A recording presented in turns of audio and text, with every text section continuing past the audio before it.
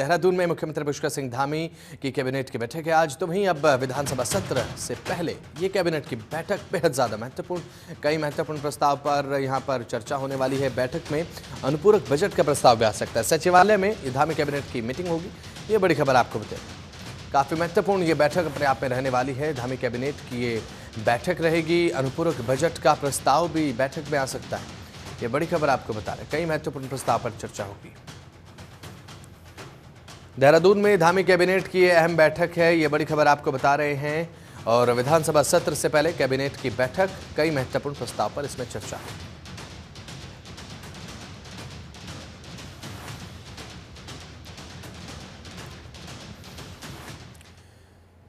उत्तराखंड विधानसभा सत्र की तैयारियां तेज कर दी गई हैं। विधानसभा अध्यक्ष रितु खंडूड़ी भूषण की अध्यक्षता में बैठक होगी। बैठक में सुरक्षा और अन्य व्यवस्थाओं पर मंथन होगा। 21 अगस्त से गैरसैंण में होगा विधानसभा का मानसून सत्र, ये बड़ी खबर आपको बता रहे हैं। विधानसभा अध्यक्ष रितु खंडूड़ी भूषण की अध्यक्षता में बैठक होगी और विधानसभा के सत्र को लेकर इसमें चर्चा होनी है। उत्तराखंड विधानसभा सत्र की तैयारियां तेज कर दी गई हैं, ये बड़ी खबर आपकी टीवी स्क्रीन पर। विधानसभा अध्यक्ष रितु खंडूड़ी की अध्यक्षता में बैठक होगी और बैठक में सुरक्षा और अन्य व्यवस्थाओं पर मंथन होगा। सुरक्षा के कड़े इंतजाम यहां पर सत्र के दौरान देखने को मिलेंगे। 21 अगस्त से गैरसैंण में विधानसभा का मानसून सत्र 23 तक चलना है, ये बड़ी खबर आपकी टीवी स्क्रीन पर।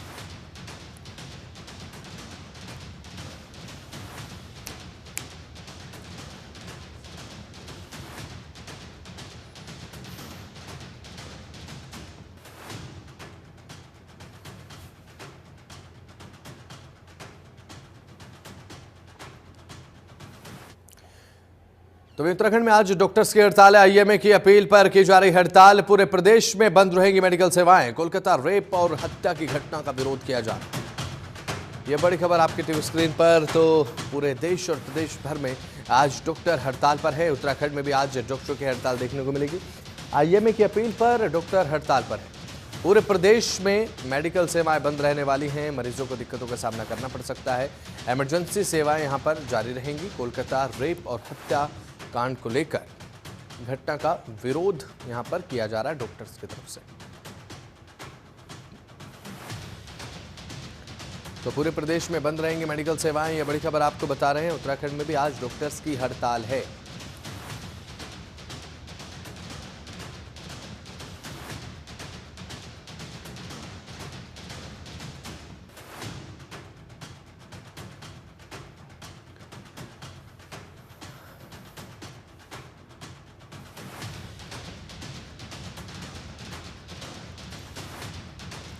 तो वहीं कोलकाता के बाद उत्तराखंड के उधम सिंह नगर में एक नर्स के साथ हुए रेप और हत्या मामला को लेकर अब प्रदेश में अब लगातार डॉक्टर्स की तरफ से विरोध किया जा रहा है। आपको बता दें कि उधम सिंह नगर में 23 जुलाई को एक नर्स गायब हो गई थी।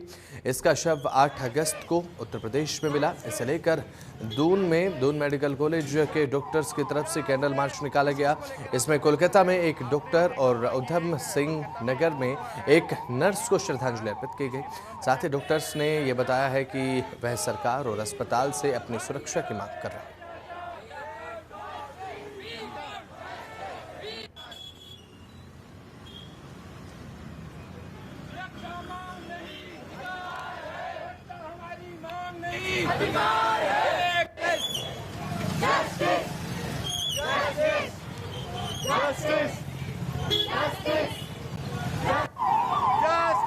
किस चीज को लेकर आप प्रोटेस्ट कर रहे हैं? आपने भी देखा होगा कि एक कोलकाता में जो हुआ है PG2 के साथ, जिसकी निर्मम हत्या।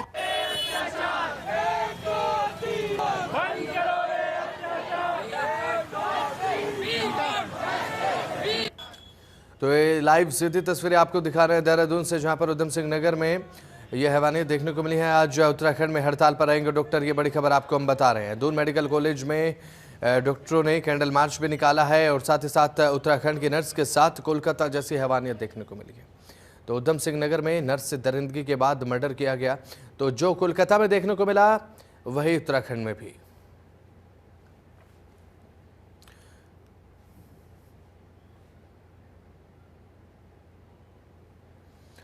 कोलकाता में ट्रेनी डॉक्टर की रेप के बाद हत्या मामले को लेकर पूरे देश के डॉक्टर्स में एक उबाल है, आक्रोश है, गुस्सा है।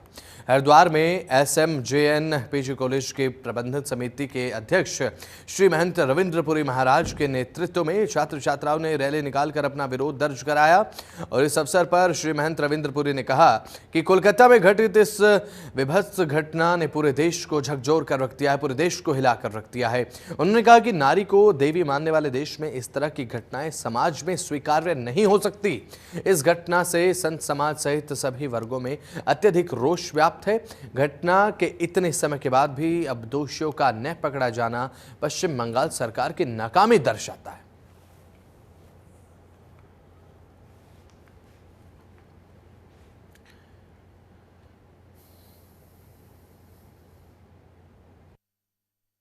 हमारे देश का दुर्भाग्य है, कलकत्ता में जो हमारी सरकार है और हमारी महिला मुख्यमंत्री है ममता सरकार, और ममता सरकार के कार्यकाल में एक डॉक्टर से बलात्कार हो रहा है, अत्याचार हो रहा है। आपने देखा होगा ममता सरकार में कलकत्ता में जब भी आप देखो हिंदू के साथ हमेशा अत्याचार हुआ है। जब भी हमारे हिंदू फेस्टिवल होते हैं उस समय भी जितने हिंदू हमारे वहाँ रहते हैं उनका शोषण होता है, उनका विरोध किया जाता है, उनको मारा जाता है, उनको पीटा जाता है। तो मैं यही कहना चाहूँगा, आज इतनी बड़ी घटना जो घटी हुई है, ऐसी की घटना इस समय पूरे देश, जितने हमारे कॉलेज है, जितने स्कूल है, पूरा भारत इस समय आक्रोशित है कि बंगाल में जो हुआ है, जो एक डॉक्टर के साथ हुआ है, उसके साथ बलात्कार हुआ है, उनके साथ न्याय नहीं मिला। तो हमने वही कहा है, वी वांट जस्टिस। मुख्यमंत्री पुष्कर सिंह धामी की कलाई पर बीजेपी महिला मोर्चा की प्रदेश अध्यक्ष आशा नोटियाल ने राखी बांधी है और मुख्यमंत्री पुष्कर सिंह धामी को शुभकामनाएं भी दी है। आपको बता दें कि मुख्यमंत्री आवास पर उत्तराखंड मुख्यमंत्री सशक्त बहना योजना के तहत कार्यक्रम का आयोजन किया गया। इसमें मुख्यमंत्री पुष्कर सिंह धामी, कृषि मंत्री गणेश जोशी के साथ साथ बीजेपी महिला मोर्चा के प्रदेश अध्यक्ष आशा नोटियाल ने हिस्सा लिया। इस मौके पर आशा नोटियाल ने मुख्यमंत्री पुष्कर सिंह धामी की कलाई पर राखी बांधी, उन्हें रक्षाबंधन की शुभकामनाएं दी, दीर्घायु स्वस्थ रहने की बधाई भी दी। इस दौरान आशा नोटियाल ने बताया कि मुख्यमंत्री सशक्त बहन योजना से प्रदेश की सभी महिलाएं लाभान्वित हो रही हैं और उन्हें बेहद खुशी हो रही है। इस मौके पर उन्हें रोजगार से जुड़ने का अवसर भी मिल रहा है और साथ ही इस योजना से हर एक बहन को रोजगार देने की दिशा में काम किया जा रहा है।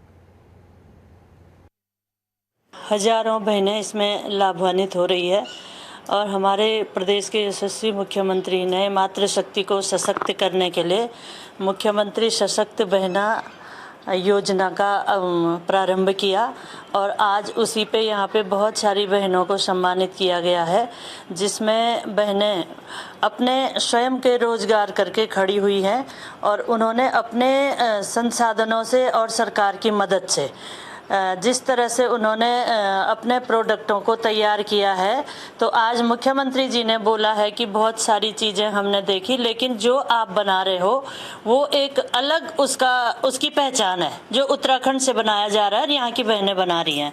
तो निश्चित तौर पर मुख्यमंत्री जी ने सशक्त बहना उत्सव पिछली रक्षाबंधन में शुरू किया था और अब के रक्षाबंधन में सैकड़ों महिलाओं ने उस योजना का लाभ उठाते हुए आज आर्थिक रूप से वो सशक्त हुई है।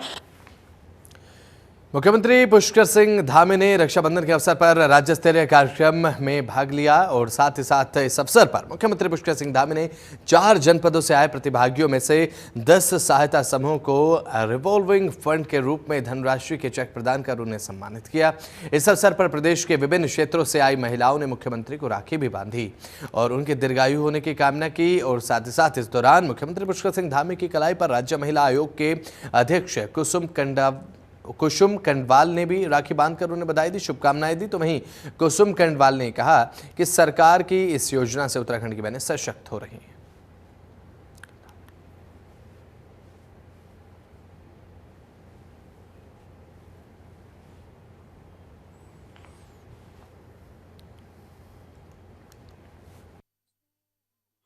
सबसे पहले तो मैं माननीय मुख्यमंत्री जी का आभार व्यक्त करती हूँ कि प्रदेश में सरकार जो महिला सशक्तिकरण को लेके और महिला वंदन अभियान जो हमारा चल रहा है उसमें अभी आप देखेंगे कि स्वयं सहायता समूह के माध्यम से लखपति दीदी के माध्यम से आज बहनें अपने रोजगार से जुड़ी हैं और आज बहुत सारी आज बहनों को इसमें सम्मानित भी किया गया और क्योंकि वो आज एक मजबूत कड़ी बनी है और महिला अपने आप में सशक्त होती है तो मुझे लग रहा है अब समाज में भी एक अपने आप में सशक्ति आती, मजबूती आती है। तो इसके लिए हम आभार व्यक्त करते हैं उत्तराखंड सरकार का, माननीय मुख्यमंत्री जी का कि आप निरंतर महिलाओं के लिए प्रयास कर रहे हैं, महिलाओं को सशक्ति की ओर ले जा रहे हैं, महिलाओं को स्वरोजगार से जोड़ने का काम कर रहे हैं। निश्चित ही महिलाएं सशक्त हो रही हैं। देहरादून शहर के एक नामी रेस्टोरेंट के वॉशरूम में मोबाइल छिपाकर महिलाओं के वीडियोस बनाने के मामले को लेकर उत्तराखंड महिला आयोग ने सख्त रुख अपनाया है। आयोग की अध्यक्ष कुसुम कंडवाल ने मौके पर जाकर आरोपी के खिलाफ कड़ी कार्रवाई के निर्देश दिए। उन्होंने ये भी कहा कि किसी होटल, मॉल, रेस्टोरेंट के वॉशरूम या फिर चेकिंग रूम की जाँच होनी चाहिए। अब ऐसे में उनको समय समय पर पड़ताल भी करनी चाहिए कि कहीं कोई कैमरा या फिर रिकॉर्डिंग डिवाइस तो नहीं लगा है। उन्होंने इस मामले को लेकर आपको बता दें कि कड़ी जांच के निर्देश भी दिए हैं और साथ ही एसओ को भी निर्देश देते हुए कहा है कि आरोपी के फोन और उसके सोशल मीडिया अकाउंट की गहनता से जांच की जानी चाहिए ताकि पता चले कि आरोपी कब इस प्रकार की हरकतें करे और कब इस तरीके की हरकतों को अंजाम दे रहा था। कहीं उसने वीडियो कहीं वायरल तो नहीं किया, इस बात की भी आप जांच कीजिए। तो वहीं उन्होंने महिलाओं से भी अपील करते हुए कहा है कि पब्लिक वॉशरूम और चेंजिंग रूम का इस्तेमाल करते हुए सतर्क रहें। ऐसा है कि आज हम महिलाओं की बात करते हैं, महिला कंधे से कंधा मिला के जा रही हैं, आज समान पुरुषों के समान चल रही हैं और अपने आप में विभिन्न बड़े बड़े पदों में हैं। लेकिन जैसे आज अभी आप कह रहे हैं कि आज वो आनंदा वाले होटल की बात जो चल रही है, एक बड़ा नाम है और महिलाएं अपने आप में जब जाती हैं तो एक ये सोच के कि भाई यहाँ पे महिला सुरक्षित है और सुरक्षित है। लेकिन इस तरह से जो अभी मैं गई हूँ, मैंने देखा है, मैंने संबंधित थाने को कॉल किया है तो संबंधित थाना वहीं पे मौजूद मिला मुझे। तो मैंने उनसे जब बात की, मैंने कहा क्या है ये ऐसा सब क्या है, उन्होंने बताया कि एक सफाई कर्मचारी है जो कि अपना मोबाइल ऊपर उसमें टांग के और उसका वीडियो उसका ऑन करके और अगर महिलाएं वॉशरूम जा रही हैं तो उसमें कैमरे में आ जाती हैं। तो ये बहुत ही गंभीर विषय है, इसको लेते हुए मैंने ये तो बहुत गंभीर विषय। तो रानीपुर विधानसभा क्षेत्र में चल रहे जल संस्थान और जल निगम के विकास कार्यों की समीक्षा बैठक जिलाधिकारी धीराज सिंह गब्रियाल द्वारा विकास भवन सभागार में आयोजित की गई। इस बैठक में क्षेत्रीय विधायक और जनप्रतिनिधियों ने विभिन्न क्षेत्रों की समस्याएं रखी और इसके साथ ही आदेश सिंह चौहान ने शिवालिक नगर में पेयजल क्षमता बढ़ाने की मांग की है। जिलाधिकारी गब्रियाल ने अधिकारियों को निर्देशित किया है कि वे समय से गुणवत्ता के साथ साथ कार्य पूर्ण करें और साथ ही शिकायतों का भी तुरंत समाधान किया जाए। उन्होंने कहा कि जल जीवन मिशन के तहत खोदी गई सड़कों को भी प्राथमिकता के आधार पर ठीक किया जाए और यदि कोई शिकायत हो तो 1 सप्ताह के भीतर कार्रवाई सुनिश्चित की जाए।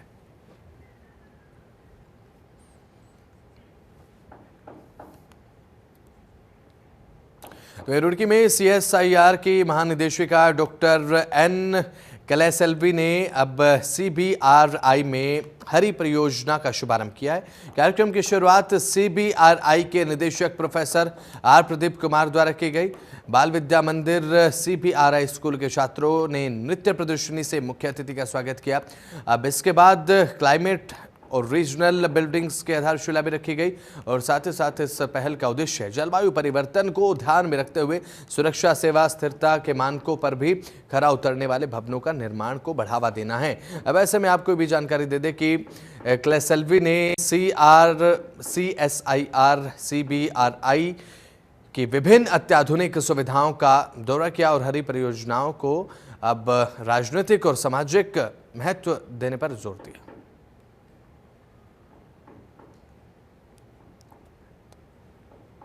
हमारे डायरेक्टर जनरल मैडम ने बोला है उसी का मैं थोड़ा हिंदी में बताऊंगा आपको ये जो लेह और लद्दाख एरिया है ये गिना जाता है अपने हाई अल्टीट्यूड रीजन्स के अंदर गिना जाता है।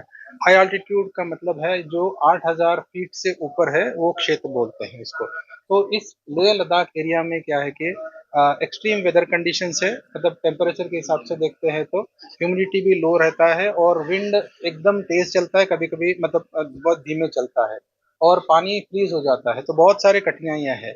तो हम लोगों ने क्या किया, एक टीम ऑफ साइंटिस्ट को, मतलब मैं खुद भी गया था, उसके बाद में एक टीम ऑफ साइंटिस्ट को वहां भेज के हमने मतलब उनको ये परिस्थिति कैसा है, एक्सट्रीम लिविंग कंडीशंस कैसे हैं, वो सब हमने चेक किया है वहां पे।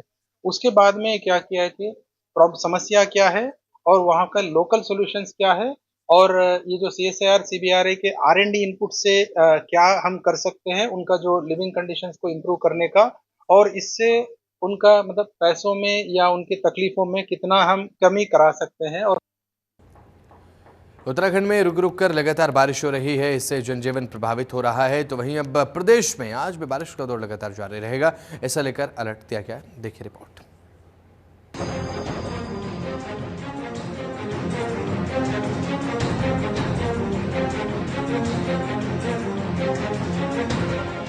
मौसम के येलो अलर्ट पर उत्तराखंड, बारिश का अलर्ट, रहिए सतर्क। देहरादून, टिहरी और बागेश्वर में भारी बारिश के आसार, मौसम विभाग ने दी सतर्कता बरतने की सलाह।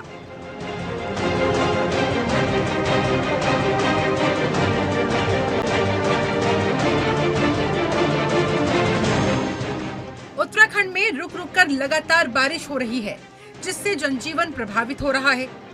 वहीं प्रदेश में आज भी बारिश का दौर जारी रहेगा।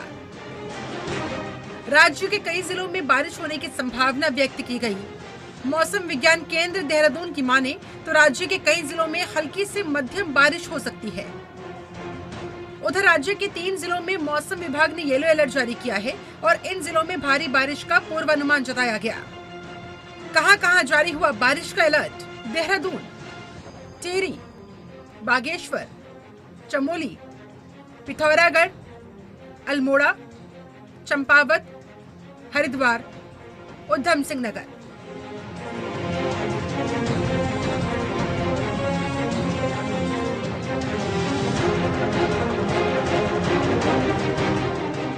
राजधानी देहरादून और टिहरी के साथ ही बागेश्वर जिले में आज तेज बारिश हो सकती है।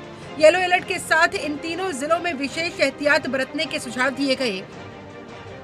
वहीं चमोली, चंपावत, पिथौरागढ़ और अल्मोड़ा में कुछ देर के लिए तेज बारिश का दौर रहेगा। इसके अलावा मैदानी जनपद के हरिद्वार और उधम सिंह नगर में भी हल्की से मध्यम बारिश होगी। इस दौरान पर्वतीय जनपदों में विशेष एहतियात बरतने के सुझाव दिए गए, क्योंकि हल्की बारिश से भी इन क्षेत्रों में भूस्खलन की संभावना बनी हुई है। वहीं मौसम विभाग ने येलो अलर्ट जारी करते हुए लोगों को सतर्क रहने की अपील की। वहीं प्रदेश में भारी बारिश से कई संपर्क मार्ग लगातार बाधित हो रहे हैं, जिससे लोगों को परेशानियों का सामना करना पड़ रहा है। केदारनाथ मार्ग पर 3 शव बरामद, शवों की शिनाख्त करने में जुटी है पुलिस।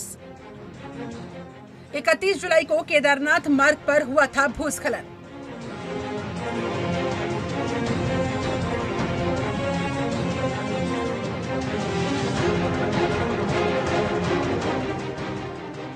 केदारनाथ पैदल मार्ग पर 31 जुलाई की रात आई आपदा के बाद से लगातार सर्च अभियान जारी है।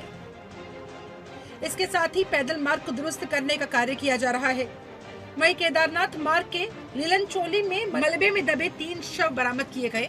मलबा हटाते समय मजदूरों को कुछ शव दिखाई दिए, जिसके बाद इसकी सूचना SDRF को दी गई। सूचना पाकर मौके पर पहुंची SDRF की टीम ने शव को निकालकर पुलिस के हवाले कर दिया। वहीं पुलिस फिलहाल शवों की शिनाख्त करने में जुटी हुई है। ब्यूरो रिपोर्ट जारी।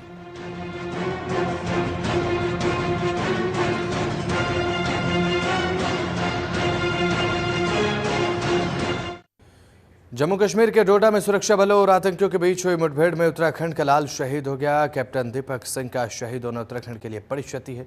उन्होंने अपनी जवानी में ही देश के लिए अपना जीवन न्यौछावर कर दिया। उनकी शहादत को कभी भुलाया नहीं जा सकता। देखिए रिपोर्ट।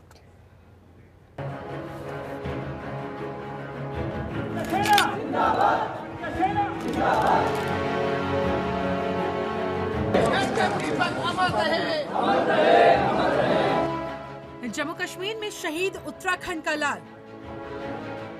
आतंकियों से मुठभेड़ में दीपक सिंह ने गंवाई जान। पिता बोले, मैं रोऊंगा नहीं। बेटे की शहादत पर मुझे। जम्मू कश्मीर के डोडा में सुरक्षा बलों और आतंकियों के बीच गोलीबारी में उत्तराखंड के रहने वाले कैप्टन दीपक सिंह शहीद हो गए। दीपक सिंह सिर्फ 25 साल के थे और 13 जून 2020 को सेना में कमीशन हुए थे। कैप्टन दीपक सिंह देश के प्रति जिम्मेदारी निभाते हुए शहीद हुए। देश उनकी इस कुर्बानी पर गर्व कर रहा है। कैप्टन दीपक सिंह का शहीद होना उत्तराखंड के लिए बड़ी क्षति है। उन्होंने अपनी जवानी में ही देश के लिए अपना सर्वस्व न्योछावर कर दिया। उनकी शहादत को कभी नहीं भुलाया जा सकता। वहीं कैप्टन दीपक सिंह के पिता ने कहा कि हम आंसू नहीं बहाएंगे क्योंकि हमें अपने बेटे पर गर्व है, उसकी शहादत पर गर्व है, जो हमेशा सेना में सेवा करना चाहता था। देहरादून के पुलिस लाइन ग्राउंड में स्वतंत्रता दिवस और गणतंत्र दिवस पर पुलिस कर्मियों की ओर से परेड देखने के बाद दीपक को सेना में शामिल होने की प्रेरणा मिली। वहां उनका परिवार पुलिस क्वार्टर में रहता था। अब उत्तराखंड के तो इतने होनहार बच्चों का आप देख रहे हैं लगातार। पिछले महीने कितनी बॉडियां यहाँ पे आई थी, है ना। लेकिन मुझे उस पर गर्व है, मुझे कोई दुख नहीं है। मैंने कल से अभी तक एक आंसू नहीं निकाला था और न मैं कभी निकालूंगा। मरना तो एक दिन सबको है ही, कोई तो अमर रहा नहीं, लेकिन उसने देश के लिए अपने प्राण दिए हैं। मुझे बिल्कुल भी दुख नहीं है। हाँ, यह है कभी जब मिसेज को देखता हूँ तो स्वाभाविक, उसने देश के लिए अपने प्राण न्यौछावर किए हैं और उसको शुरू से ही जब से वो स्कूलिंग करता था उसको तब से वो हर चीज़ में ऑलराउंडर था। सीएम पुष्कर सिंह धामी ने कैप्टन दीपक सिंह की शहादत पर दुख जताया। सीएम धामी ने कहा कि कैप्टन दीपक सिंह के बलिदान को कभी भुलाया नहीं जा सकता। पूरा उत्तराखंड इस समय शोकाकुल परिवार के साथ खड़ा है। हमारी सरकार उन्हें हर संभव सहायता प्रदान करेगी। कैबिनेट मंत्री गणेश जोशी ने दीपक सिंह की शहादत पर दुख जताते हुए कहा, 1 महीने के भीतर देश की रक्षा करते हुए 8 से ज्यादा सैनिकों ने अपनी जान गंवाई है। मैं कैप्टन दीपक सिंह को नमन करता हूं, जिन्होंने डोडा में आतंकवादियों से मुकाबला करते हुए अपनी जान गंवा दी। भारत सरकार और दुख की इस घड़ी में राज्य सरकार परिवार के साथ खड़ी है। किसी की जान की कोई कीमत नहीं है, लेकिन मुख्यमंत्री धामी ने मुआवजा राशि 10 लाख से बढ़ाकर 50 लाख रुपए कर दी है। इससे पता चलता है कि सरकार उनके साथ है। जिसने डोडा में आतंकवादियों से लोहा लेते हुए अपने प्राणों की आहुति दी, 48 राडार के कैप्टन दीपक कुमार, मैं अपनी ओर से, अपनी सरकार की ओर से, उत्तराखंड की जनता की ओर से उस महान नायक को नमन करता हूं, प्रणाम करता हूं।